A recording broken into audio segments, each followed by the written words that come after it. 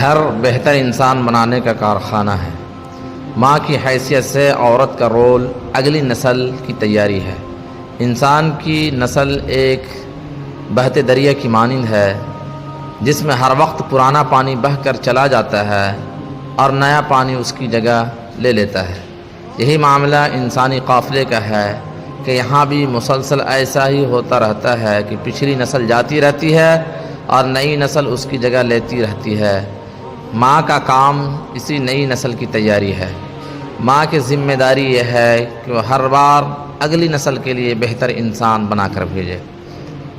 بہتر انسان کون ہے؟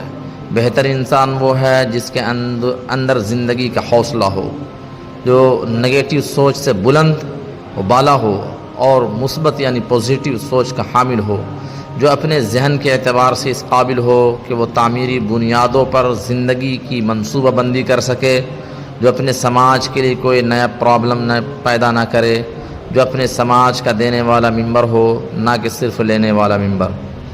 اس معاملے میں ماں کو کیا کرنا چاہیے، اس کو ہم چند مثالوں کے ذریعے سے سمجھاتے ہیں اور واضح کرتے ہیں۔ ان مثالوں کا خلاصہ یہ ہے کہ ماں کو چاہیے کہ وہ اپنی اولاد کے اندر وہ چیز پیدا کرے جس کو پختگی کہا جاتا ہے۔ وہ ناپختگی کا ذہن دے کر اپنی اولاد کو سماج میں نہ بھیجے۔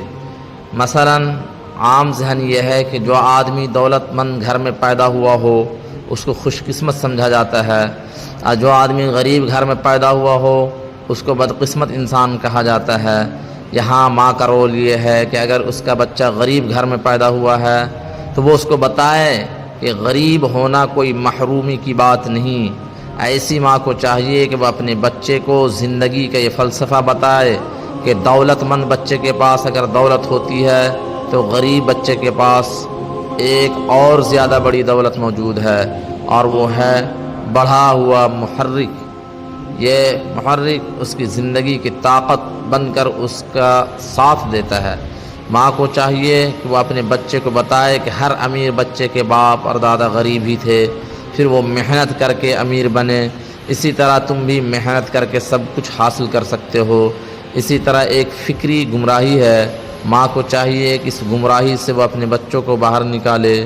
وہ یہ کہ عام طور پر انسانی طبقات کو محروم اور غیر محروم میں تقسیم کیا جاتا ہے، مگر یہ ایک غلط نظریہ ہے۔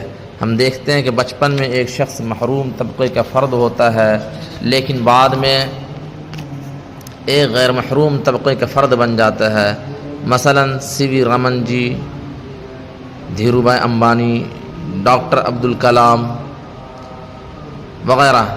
اس قسم کے ہزاروں لوگ ہیں جو اپنے بچپن میں بظاہر محروم طبقے سے تعلق رکھتے تھے، لیکن بعد کو وہ غیر محروم طبقے کے اعلیٰ فرد بن گئے۔ اس لیے اس دنیا میں صحیح نظریہ محروم اور غیر محروم کی نہیں ہے، بلکہ امکانی غیر محروم اور واقعی غیر محروم کی ہے۔ کسی انسان کی زندگی میں سب سے زیادہ اہمیت کی چیز حوصلہ اور مثبت یعنی پازیٹیو شعور، سوچ، سمجھ۔ ہر پچھلی نسل کا فرض ہے کہ وہ اگلی نسل کو باحوصلہ اور باشعور بنا کر زندگی کے میدان